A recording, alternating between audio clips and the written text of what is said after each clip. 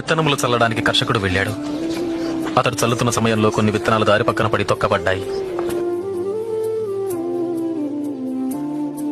ఆకాశ పక్షులు వాటిని తినివేశాయి.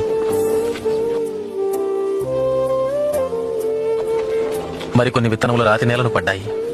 మొక్కలు మొలిచినను చెమ్మలేనందున ఆ విత్తనములు ఎండిపోయాయి. మరికొన్ని విత్తనములు ముళ్ల పొదలలో పడెను.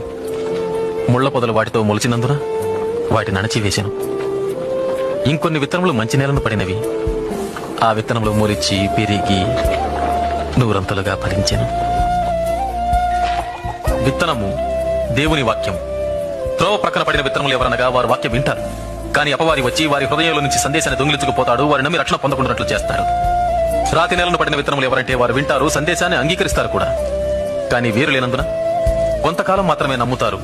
ముళ్ల పొదలలో పడిన విత్తనాలు ఎవరనగా వారు వింటారు,